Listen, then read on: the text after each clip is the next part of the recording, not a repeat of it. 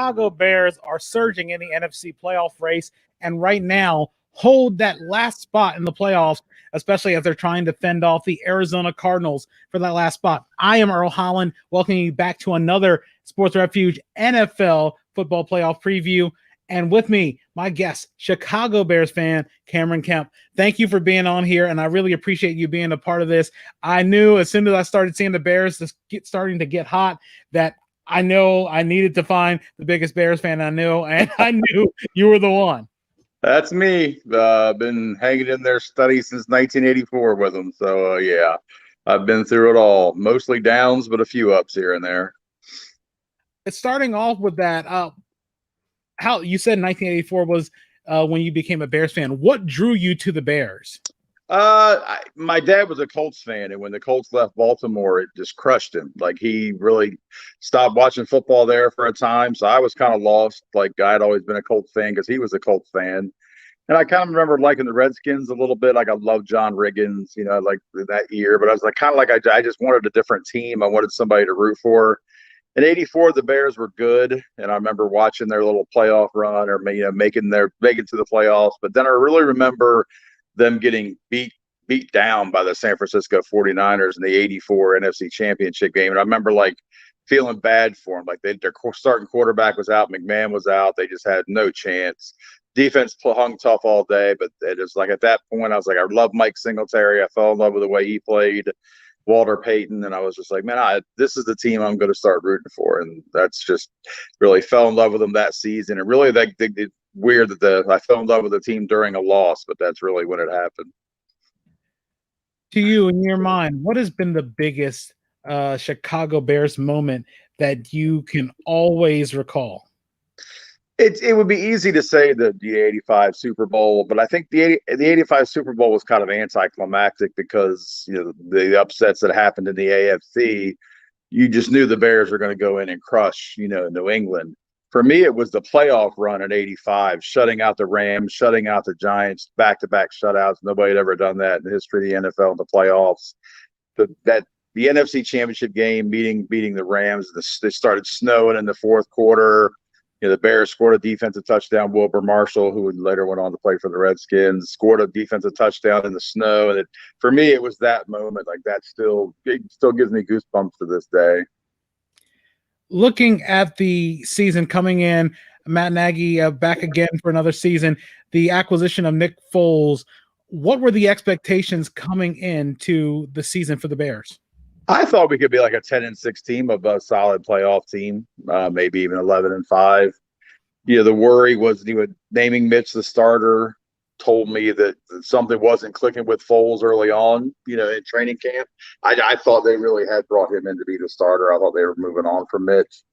So that's about where that was. Or preseason, like I said, I thought we were going to be a solid playoff team. Just mainly because of our defense. I think we had a top 5 defense going in. Made some acquisitions with Quinn coming in. I thought that would help us a lot more than it has. But I thought we'd be a solid playoff team. Seeing how Nagy has his coaching, what is it that stands out to you about how he manages that team? Well, him giving up the play calling is actually it's the switch back to Trubisky, but I think him giving up the play calling has actually fueled this run. We've had a lot of offensive line injuries throughout the season. He's a good motivator. The guys play hard for him. I'll give him that. You can tell that. You can see that. But I don't think being a young, second, third year coach, handling the game situations and also calling the plays is a lot for anybody. And I don't think he was. As Bears fans, we complained about his play calling all season. So for him to have the guts to say, hey, I'm going to step down. I'm going to let somebody else make the play calls. I'm still going to be involved in the game planning, but I'm going to let somebody else make the play calling. And it's improved our run game. It's improved everything pretty much ever since he stepped down as the play caller. Was there a particular moment where you felt this team is bound for the playoffs? When we beat Tampa Bay on Thursday Night Football, a lot of our earlier victories, Detroit, the Giants, Carolina, some subpar teams. I didn't think we're going to be in the playoff run, but going to Tampa, beating Tom Brady on Thursday night. I thought that kind of solidified it. I said, Foles came in. He didn't play great, but he made the big plays when he had to. And I said, well, this is what we've got now. This Foles is going to lead us. The defense is going to be able to hold teams to under 25 points, 20 points. And I thought that was the moment where I thought we were a real contender. Where did you see a point in the season where this team wasn't going to? Shortly after that, I think the 6-game losing streak started right after we beat Tampa Bay. So it started rolling downhill after that. Like I said, at one point we only had one starting offensive lineman in the lineup for like a 3-week stretch. And in the NFL, your backup lineman, you may have a backup center, but your other backup linemen that you don't foresee starting you're trying to find versatile guys that can play either guard or tackle. And I think we just had to find that right combination of, like, we have a guy that's played center, guard, and tackle for us this year. So it's a combination. It's finding that right combination of offensive linemen to play as a unit. The offensive line you play as five. You play as five guys doing one job. And once we found that and made the switch back to Mitch, and it's got our running game going again, that's been what's turned the season around. But yeah, that 6-game losing streak, not many teams can fight their way back into a playoff spot after a 6-game losing streak. Holding on to that last spot, if the Bears complete the run and make it in, who do you feel they match up the best with in the NFC playoffs? Well, I mean, any team from the NFC East, obviously, it's just a down year for the NFC East. The Redskins have got a tough defense. It looks like the Cowboys might sneak in, and the Cowboy jokes have just been all season, and now they might sneak into the playoffs, so who knows? I wouldn't mind seeing Tampa Bay again. Like I said, I think our defense matches up well with what they have with Brady, getting the pass rush on him. He's always in the same spot in the pocket. I think that helps. Seattle, they don't have a very good defense this year. I think we could move the ball on them, and I think we could corral Russell Wilson and keep him in the pocket a little bit better than most teams do. Between personnel and scheme. So I think those are the teams I wouldn't mind seeing. So who in the NFC playoff race is it that you don't want to see? I'm assuming it's the two you didn't mention, New Orleans and Green Bay. Yeah, we played a close game with New Orleans. We lost like 25-23, and that's when we weren't getting very good quarterback play. I think we could play tough with them, but they are tough. But I don't want to see Green Bay. Aaron Rodgers is what 18 or 20. I'm sorry, he's with 25, 19-5, counting the playoff games. He's 19-5 against the Bears. He always kills us. He always makes it look easy. We've got a good defense, but we can't seem to cover Adams. He always scores a couple touchdowns against us. That would be the team in the playoffs that, like I said, just because of history and recent history, we don't play well against Green Bay. We don't match up well against Green Bay. Did Trubisky losing the job become a wake-up call for him, especially once Foles was out of action? Yeah, Mitch is he's so hard to figure. There are spots in every game where you're like, okay, he can do this. He can play this position in the NFL. I don't think he'll ever be a star. And I think a lot of that it's related to where he was drafted. It's not his fault that somebody made the choice to draft up and take him over Mahomes and Watson. I mean, if he was drafted in the second or third round, you're going to look at his play and say, okay, you're getting what you should get from a second or third round young quarterback, especially a guy that only started 1 year in college. But, when you get drafted where he got drafted, all the expectations go up, all the comparisons of Watson and the other guys that are just killing the league. I think that hurts him. I don't think it was ever like a wake up or like a lack of preparation, but maybe it was like, okay, I got my job back to begin the season. I lost my job, and now I've got my job back. If I don't do something now, I may be just a career backup. Nobody's ever going to give me that chance again to be a starter. So maybe it was. What is it that he is doing well in this stretch? Well, he can move in the pocket, and like I said, we're starting to get some offensive linemen back, but we're still not a top 15 offensive line. It's really tough to win in the NFL without a good offensive line. But just being able, if we don't pick up a blitz, if a guy like Aaron Donald or something like that, somebody like that just beats one of our linemen just straight off the block, he can move in the pocket and get rid of the football. Foles is kind of like a statue back there. He didn't have much of a chance to complete passes behind that O-line. Plus, you could run the Bears design run plays, RPOs for Mitch too, that you couldn't do with Foles. So he's doing some things in the pocket that are really helping us out a lot. But like the play calling, just getting the run game going has been the biggest thing. Is we actually for the first time all season have a play action game, which we didn't have because before this stretch we were 70 yards a game, 78 yards a game. I think we were last or next to last in the NFL.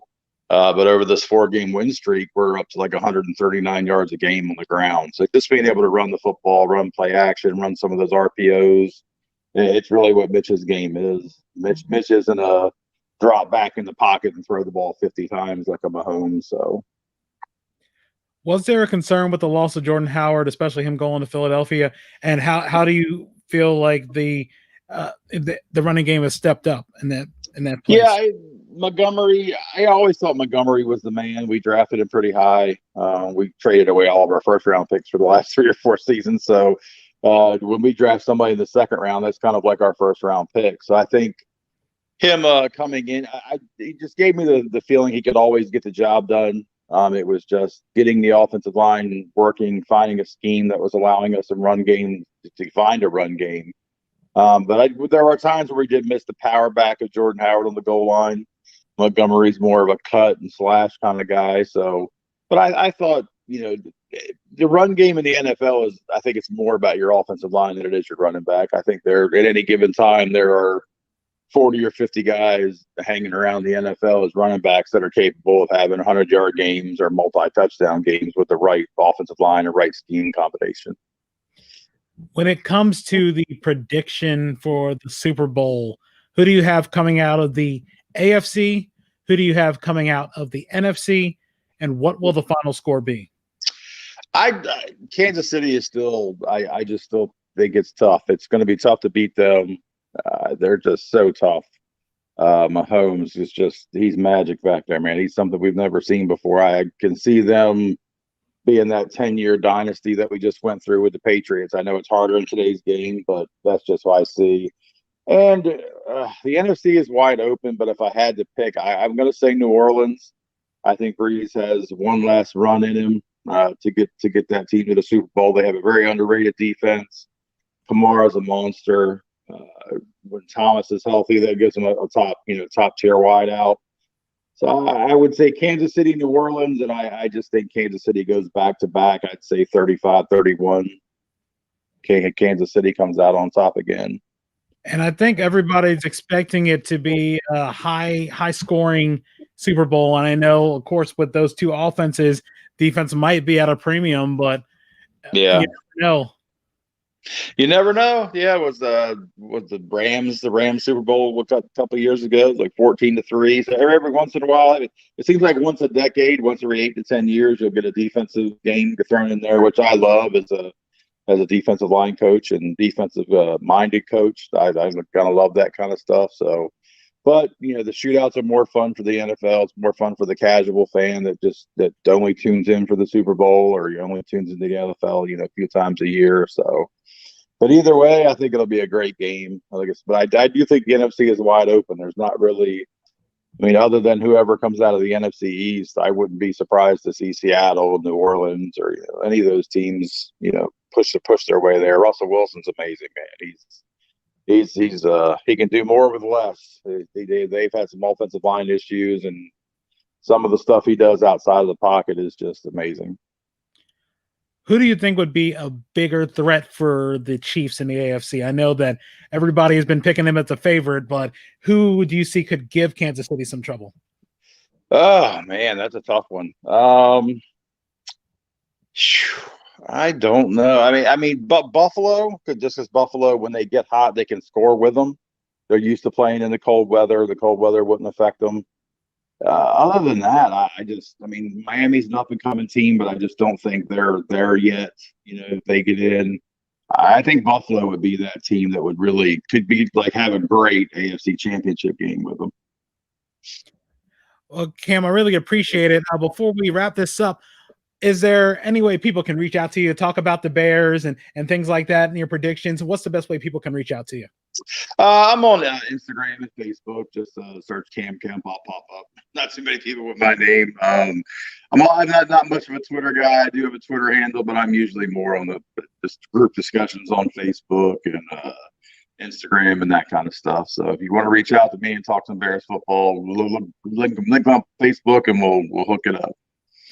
Well, Cam, I really do appreciate it. Thank you so much. We'll continue the rest of this discussion off air. Coming up, we will talk to Donald Johnson and we'll discuss the Los Angeles Rams. It's a habit to break to try not to say St. Louis, but it's one of those things. For my guest, Cam Kemp, I'm Earl Holland. We'll see you back in a few minutes. You've been listening to the Sports Refuge live stream, and we'll be back again in a little bit.